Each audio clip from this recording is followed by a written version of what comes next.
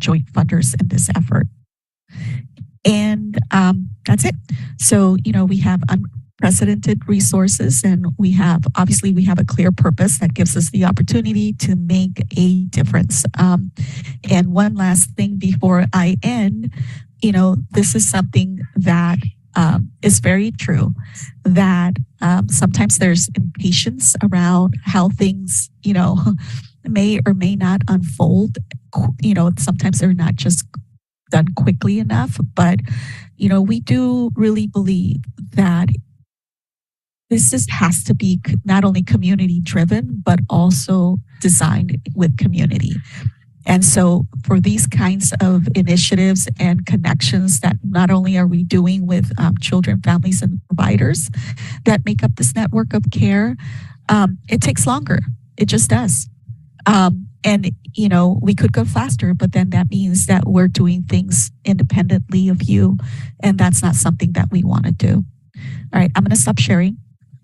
And I'm going to email the slides to Sade in a minute. But in case there are any questions, comments, concerns.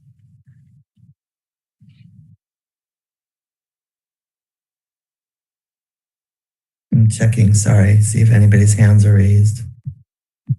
Wow, nobody has any questions? Shocking.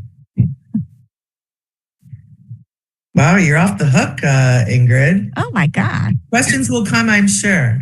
I know. It's like, how do you ask so early in the morning if you have questions? So anyway, the idea is that, we continue to have these conversations with you all in different working groups or things like that, like we did with the compensation. Not everything has to be resolved within 50 people. But, there's a lot ahead. There are a lot of our opportunities ahead for children and families, as well as educators. And sort of this network that we are developing. And, it's, some of it, yes, it's going to take time, but some of it I think that can be done, faster than what we think. There was one comment, Ingrid. I don't agree we need more childcare supply when existing capacity is not filled. Yeah, I hear you. I think that we're trying everything that we possibly can to make sure that families are aware of those vacancies. And of course, more can be done too. And we've heard a lot. We had roundtables last week. We heard a lot also from center administrators about why there are vacancies too. It's not so much vacancies. We also heard that, when you don't have teachers, you can't be at a ratio either, right? So that is also impacting enrollment. The other things that are impacting enrollment is that a lot of people are still telecommuting. And so, families are not necessarily enrolling their kids like super right away. And the biggest, no surprise, the biggest request is for infant and toddler care. For which we have very little about, and sometimes that match doesn't come so instantaneously. So yes, there's still a lot of work that needs to be done around how families are aware, how families get connected, but pretty much if you walk into Children's Council or Wu Yi, you're going to be offered childcare assistance at this point. The bigger problem is to be able to find the space that you're looking for in the neighborhood that you're looking for with the hours that you're looking for. And for that, lots of things to work out. Great. And then Ingrid, Amy Latterman, and then Monica have their hands. Yes. And after that, I have to run up the stairs. Okay. Amy? So thank you. This is really helpful to see. And I understand you're saying you will have implementation plans that follow this. And do you have an idea of what that process will be like? I'm sure you're well underway with it. And when will we, learn different parts of the implementation? Yeah, so part of the implementation plans includes, like, for example, childcare facilities, right? This is something that we work very closely with LIF and also with the Cpac now with the needs assessment of being able to see where are the gaps. We have the information. We just need to put it all synthesized and be able to put a plan on how do we roll that out. Infant and toddler care, pretty much anywhere you put it in the city is going to be, I think the theory before was like, that's great. Anywhere you can build it, it's wonderful. And what's proving to be is that that's not so much the case anymore. We have a lot of challenges in the downtown, for example, right? So part of the implementation plan is also to check our original assumptions around where we build, what we expand, when we expand it. What are families also asking us? Because a lot of families, their first gut reaction was like, not ready for childcare, but I could be connected into some other types of supports. And and when we say, are we listening to families, we also have to take that also into account, right? What they're asking and what they need for their child's development and different stages where they are as parents too. So anyway, I am so sorry. I need to run, but we'll send the and Monica, go ahead. That's okay. Go ahead. I was just going to say thank you, Ingrid. And quickly, I know that one of the things that's a challenge for all of us is communications on a plan. So as we look at expanding to 110% and really making that available, and we get the message out to families, I think anything that we can do in tandem with you to coordinate our communications and our messaging plan is really important because, families need to know about this. And the more we coordinate how we're getting the message out, the better, I think. Yeah, what was interesting is that when we asked also all providers, whether they knew about the, policy change and whether, this had been shared, the majority of people actually do know that the policy has changed. I think, and not to say that we don't need to do more, right? But I think that there are some other circumstances that we're still dealing with that we think we're out of the pandemic, but we're really not. There are some things that are still sort of lingering. So something that we also have to be aware of. All right. Well, I got to go, y'all. Wonderful seeing you. And I will see you again very soon. Yes. Have a great day. Take good care. Bye. Thank you. Great presentation. Bye. Great. Thanks, everyone. And if others have questions, of course, those of you can email Ingrid. If not, you can send your questions to Sade, and Sade can pass them on to Ingrid if you think of questions later on. So moving on to the next part of the agenda, do we have Sade quorum? Yes, we do. Okay. So I sent the October meeting minutes out with the agenda for this meeting. Are there any proposed changes to the minutes? Seeing none, can I have a motion to approve the minutes, please?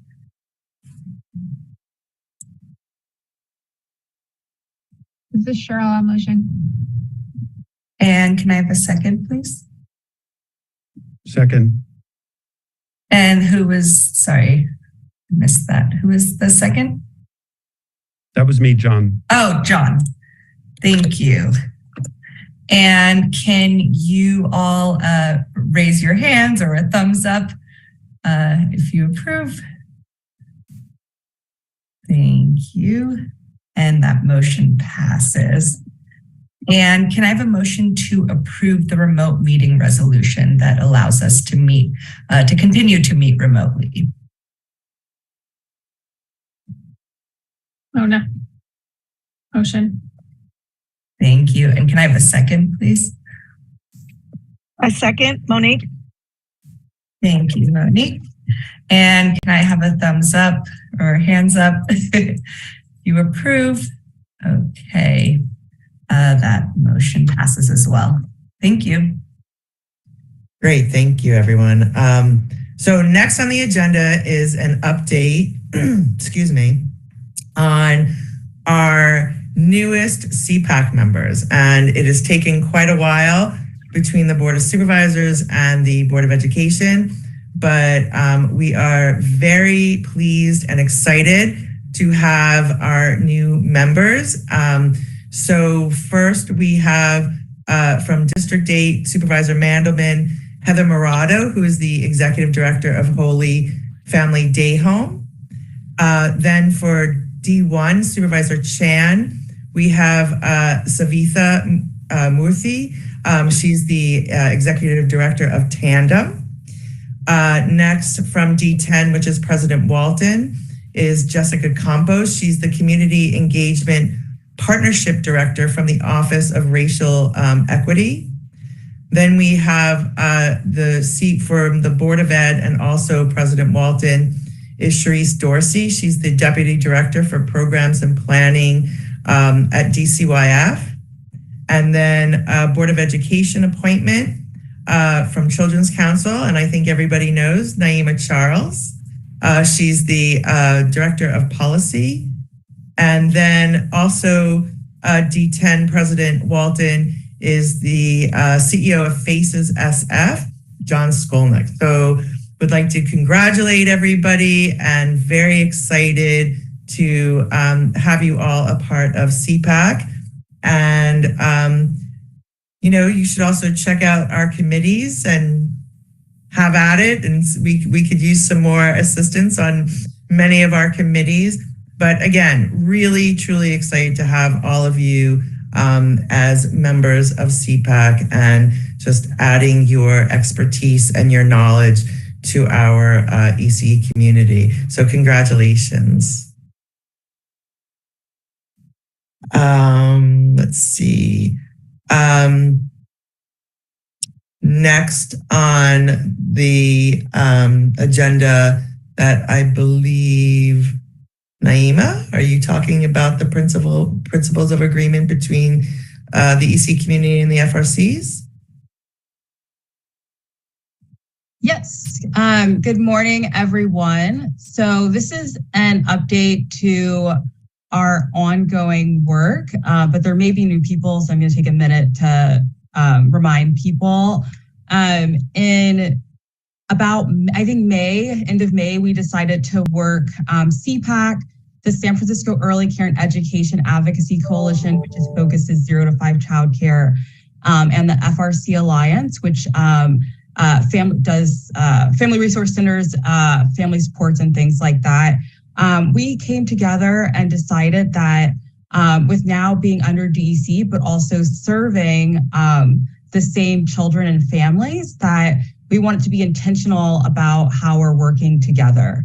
So we've been meeting monthly, the 3 groups, with 2 representatives from each of the bodies to talk over what exactly we want to coordinate on, especially with new funding from the state and the city and things like that. And so we came up with a principles of agreement, which Sade sent out last month. So you all should have seen it. But if people want, we can resend it out as well. And what the agreements go over is we will be working together for the next year to do 2 main things. One is to do a citywide mapping. Of course, we have the DEC strategic plan. We have the mayor's plan for families and children. We have DCYF, but we don't have one place, one document, one report that consolidates all this information in one place. We can get a clear picture. What are all the 0 to 5 supports in and outside of childcare settings? What are the funding sources? Has DCYF decreased their support for childcare in the last 10 years or family supports? A really in-depth report. So we're hiring a consultant to do that intentional work. In addition to that, we'll be continuing to meet monthly to check in with that consultant, and we'll bring back drafts as it's developing. So kind of a big project. So that's goal 1. Goal 2 is once we have that in-depth support, we'll be able to clearly see duplications of programs in different departments, et cetera, like that. And we can make informed decisions for advocacy and moving forward. What are gaps that no one is covering because everyone doesn't understand, and maybe we can advocate for that to make that connection. But also, is there any way we can be more intentional with money? Do we want DCYF to give us more money, et cetera? But we don't know that until we get the resources, right? So I think that sums it up, but Mario, Paz, Yinseng, Liz, John, Sarah, so many people here have been a part of those processes. So I also want to pause before we take questions to see if any of them want to offer more information about the work that we're doing together, especially Mario Yinseng from the FRC side.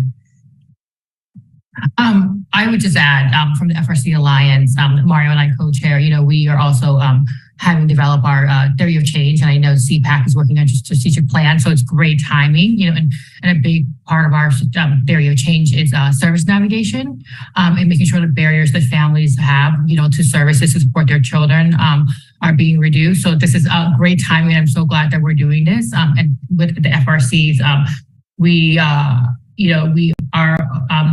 not this year, but next year, it seems like, I'm going to go through another RFP cycle with DAC. So it's also great timing to see how family resource centers design their programs, to support families with young children. And also, we also have funding in other areas, right? Private funding and other source fundings that are specifically for service navigation. So this work just really aligns with what we're doing as well now. Mario, is there anything you want to add? No, I just wanted to add that, as Ingrid described, we are in an unprecedented position now to really support early care and education in San Francisco in ways that no other community has been able to achieve. And we feel that the way we can all come together and work together now, we also now have the opportunity to ensure that every child in San Francisco realizes their full potential. And we believe strong families is key to that, as well as the strong work of early care and education. So it's an exciting opportunity, and we look forward to working together because I think that's our goal in mind. So now that we have we have, like I said, unprecedented resources, we can now really focus on how do we build a strong system of care and support so that every child in our city can succeed. So that's the opportunity I'm looking forward to for all of us to work together on. So thank you. And just to add upon that is everything that both Yinseng and Mario said, I truly agree. And, in creating and starting this intentional partnership, we will, not just the resources, but the strength and the people, sort of that people power, and really be able to do this important work here in the city. And it's a great collaboration, and I'm excited to work with everyone. So thanks, everyone. So we now want to just open it up to questions. We want to make sure that everyone here clearly understands what's happening, why we're doing it, and opportunities if you're interested to get involved.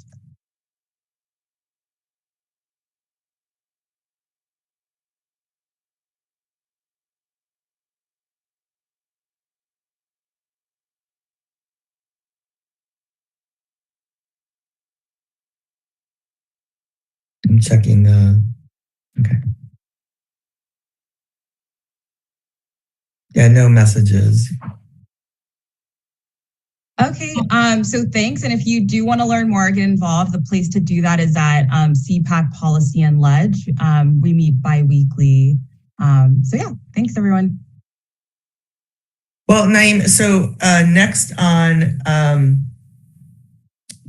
our committee and agency updates. So Naima, since you've been talking about that, I think it's sort of nice as you ask people to join and be a part of. Do you want to give the committee, the Policy and Ledge Committee update and talk about the policy retreat? Yeah. So yeah, one of the main updates is our work with the Alliance, FRC Alliance. But two other things that are going on right now is one, we are doing board supervisor meetings with the moment, at the moment, not at the moment, I'm reading and talking at the same time. And our intent right with that is to update people on the general state of childcare. I think normally we do kind of like the same basic updates for childcare, but we're in a very unique situation right now where most of our board supervisor members actually now know the basics. So we're able to move on and provide them with a little bit more detail of ECE, which I think goes to all of us for all the work that we've been doing with that. So we're doing 6 meetings this month. If you want to be involved, Sade sent out an email, but you still have time if you want to do some new meetings. The second update is for our public policy retreat. So this is something that we've never done before. It's completely grassroots and community oriented. Right now it's being funded from Cpac, the SFEC Advocacy Coalition, Children's Council, LIFT, ECSF, Family Child Care Association. And the intent of this is that we wanted to hold a space for people to come together to get a very basic local and state advocacy 101 training, because we felt one of the main barriers for people not participating is feeling like advocacy is more complicated than it is. So we wanted to take away that barrier and then also provide space for folks to start brainstorming within certain area topics. What are things that are working? What are things that are not working? What's an ideal system for X subject? So we're going to be holding space for that. Completely community led. We're going to have a great panel with some people on the call here today. And so that is next Saturday, November 19th. It's hybrid, although we think in person is more enjoyable for everyone. We will have that Zoom component. And we're also doing a training on the 16th, that local and state politics 101 training. So you can come to the conference prepared and feeling like you have the basics down. So we have about 135 people RSVP'd right now. We are closing registration permanently tomorrow at 3 p.m. So if you want to go, you still have a little over 24 hours to RSVP. But are there any questions about the conference, because it's coming up? Oh, and another thing is we will have interpreters, Spanish and Cantonese.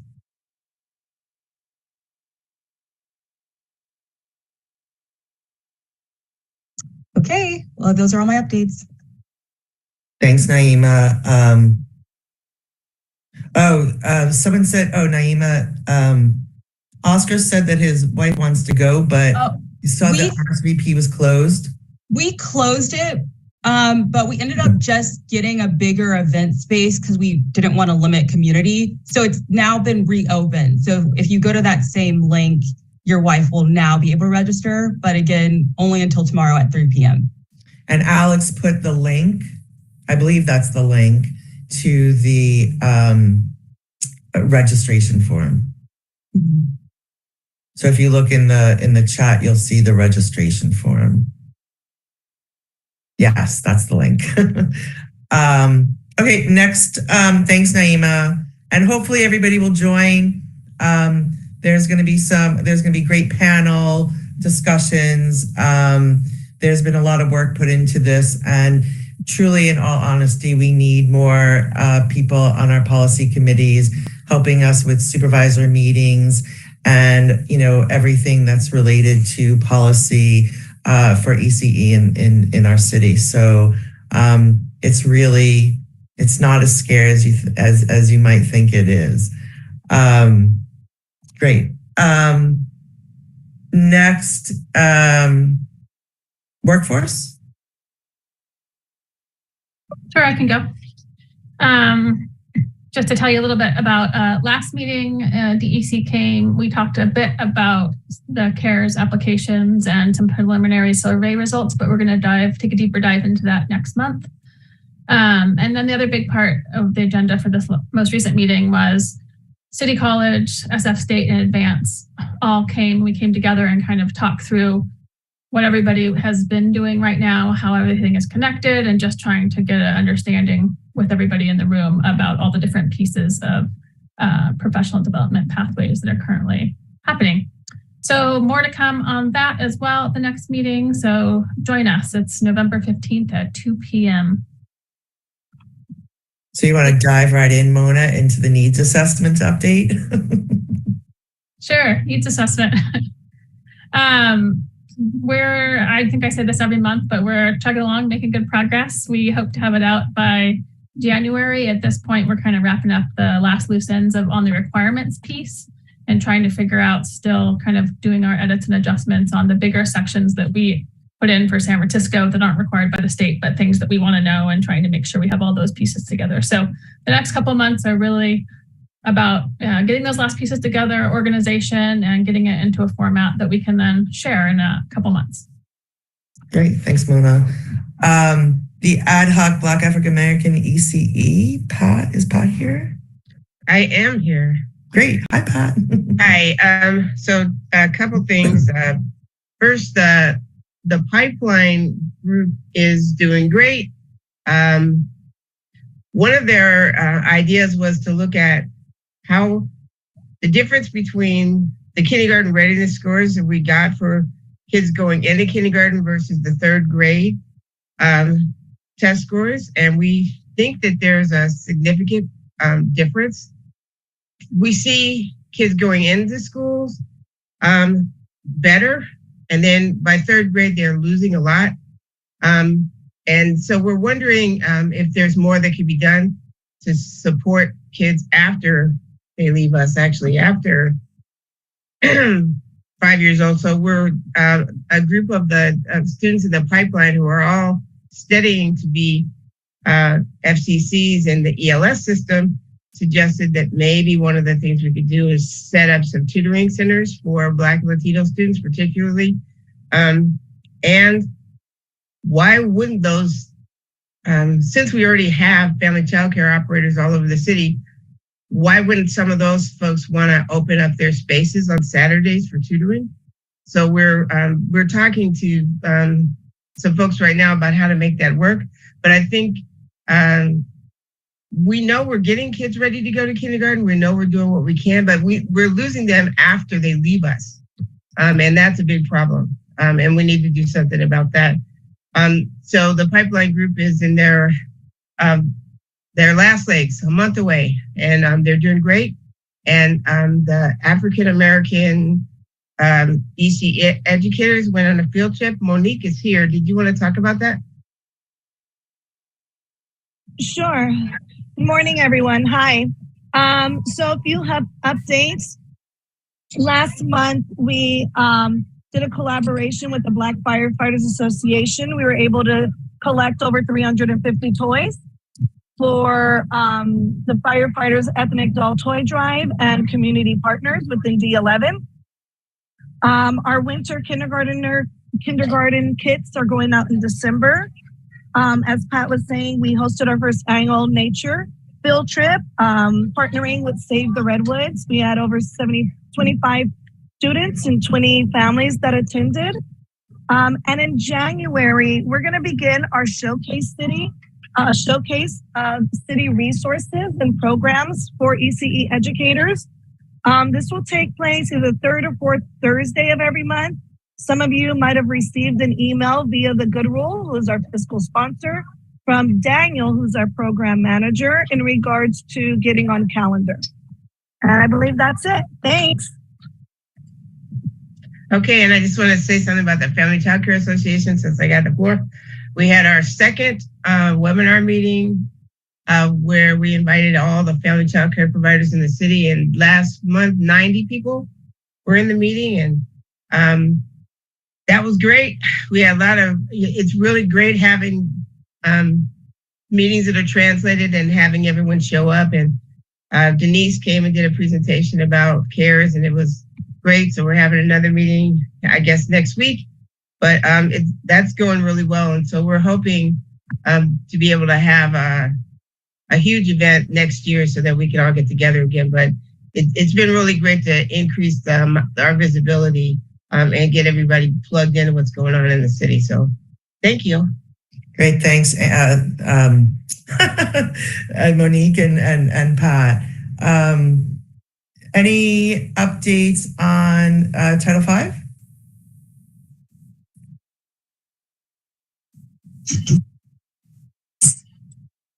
Good morning, everyone. We're having a buy month this month, and our next meeting will be in December. Graham, Ben, anything else? No, I think we're going to take the opportunity to DEC will take the opportunity to meet with the Title V work group that we were working with around the compensation grant and see how that's going, checking in, and then we'll use that conversation and information to inform part of the agenda for the next Title V contractors meeting. We're also going to be schedule a meeting with the non-Title V green tier centers who are also implementing the compensation initiative grant rather than the CARES 3.0 stipends. And we'll check in with them around the same time just to inform our work, how things are going with the initiative, with salary increases, any feedback, just a check-in now, and then we'll get further check-in, further feedback from the whole of the Title V contractors group when we meet in December. Great, thanks, Graham. And just if folks haven't seen it in the chat, the next Cpac Workforce Committee, a great place for community conversation, guiding DEC decision, implementing the strategic plan. The next meeting is 11:15 at 2 p.m. So Sade does send out meeting invites and the links to these committee meetings.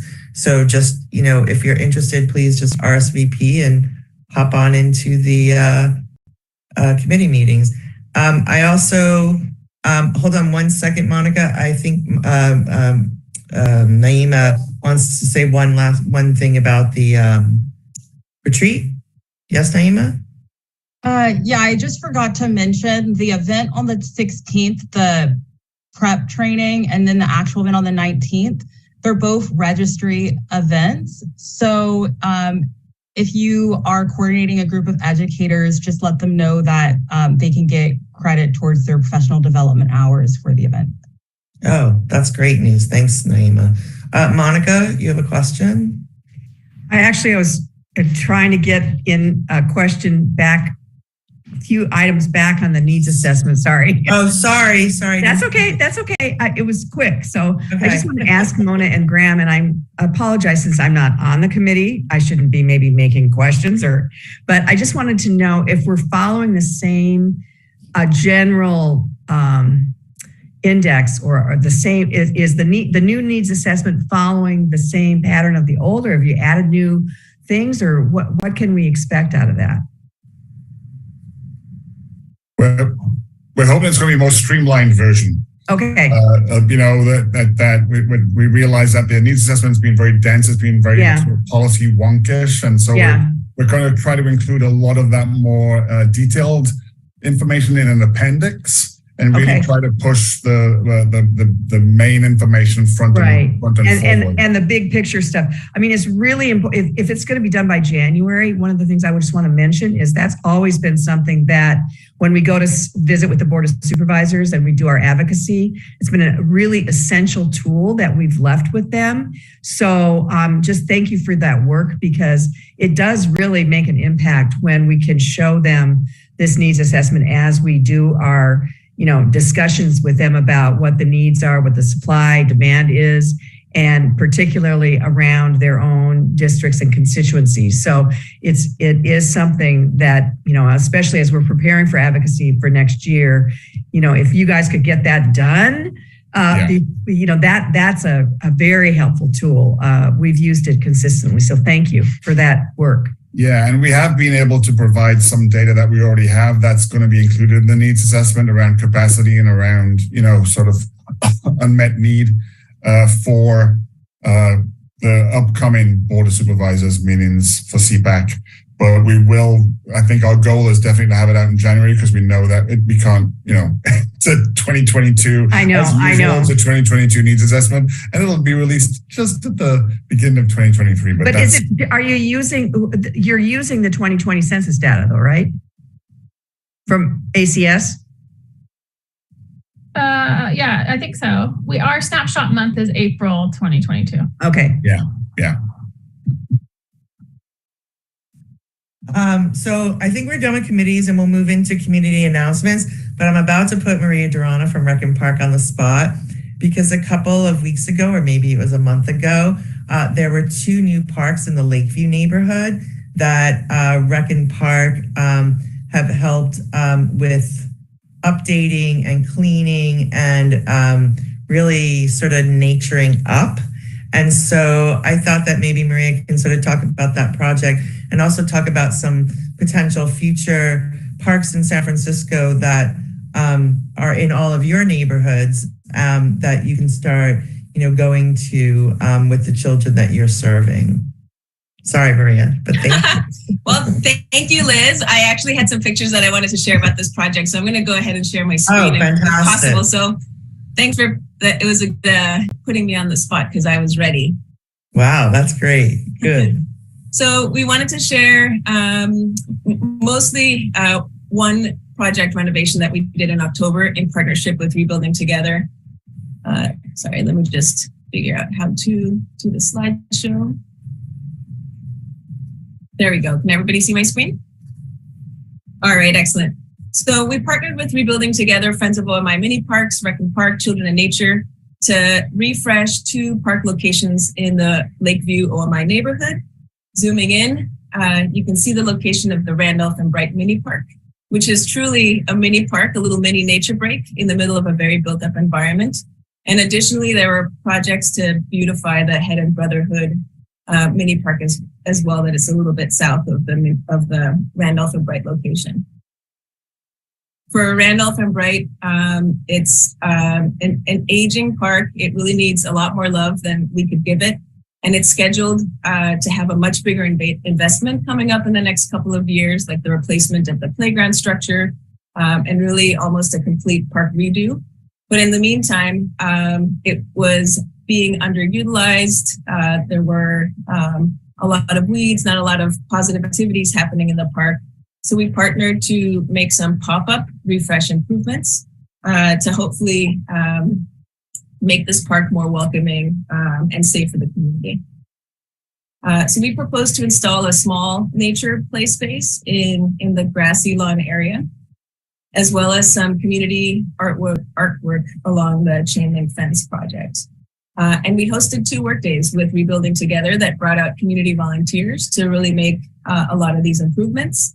Brought in some logs and stumps that were donated from the Presidio of San Francisco. So Presidio Historic Forest trees are now living in the heart of the Lakeview OMI.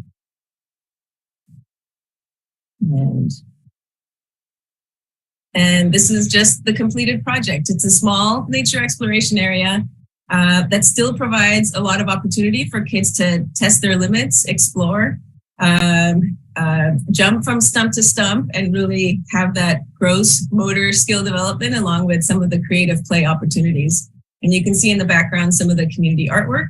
And this is Monique Guidry's Family Childcare Out for a Play Day at the park. And you'll see that it provides a lot of opportunities for play. And this is their group hosting a pizza party at the park. And we can just say that we're really happy with all of the developments that came out here. We're really happy that it's now being used. And together with Monique, we're partnering next week to invite a lot of the other family childcares that are within walking distance of this park to come out and discover it and feel like it's a resource for them to be able to take a field trip out to their local mini park and have that experience of playing and being out in nature in the outdoors. And this is it for my pictures. Monique, is there anything else that you would like to add about this one? No, I think you nailed it on the head, Maria. It was great. The project was so much fun to be a part of. And stemming from this project, we received a grant in collaboration with Maria to do nature kits for the FCCs and schools within the community so that they can bring to the park and utilize more of the nature aspects of our community parks that we worked so hard on. So thanks, Maria, for all your efforts.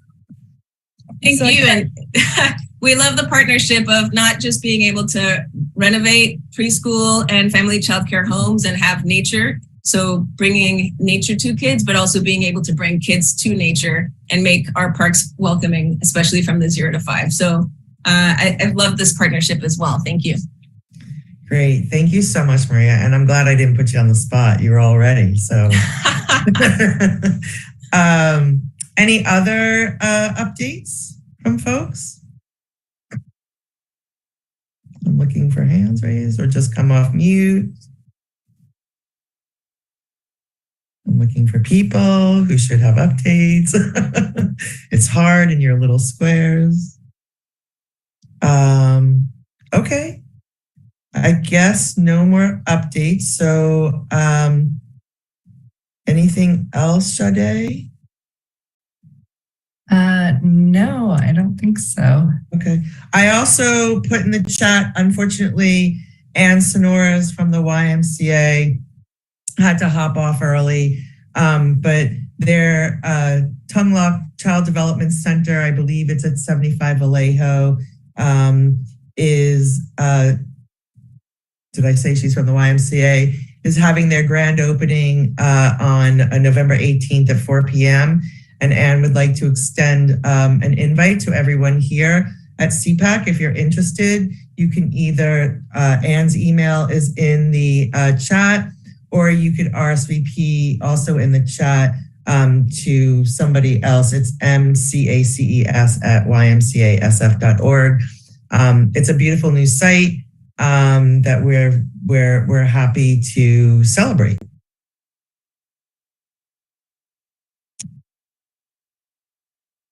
Anything else? Last thoughts or updates from anybody before we adjourn? Amy? I just want to make sure you guys saw the SF Examiner had childcare and ECE on the cover 3 times in the last month and a half. There's a fantastic reporter really giving us a ton of visibility over there. So make sure you look out for that, those 3 different cover features, and just they put us across all their channels. Really awesome. Some great highlights of DEC, but kind of the whole sector. So she's our new best friend. Great job, Monique. Monique did a great job too. Yeah, Monique was featured. Thank you. Yeah. And I know Philip Maynard from Children's Council put so many hours into nurturing that relationship. So he really gets the credit for kind of steering her, that reporter, in all directions to get really thorough stories. And yay! Thank you, Amy. Thank you, Children's Council. And she's not done. Yeah, she's continuing to follow up, and I think this is really great news, because I think that we now have, which we didn't a month ago. She sort of popped up in my email a month ago asking all these questions. And so I think that this is a great opportunity as we need media support through our work. And so she's great.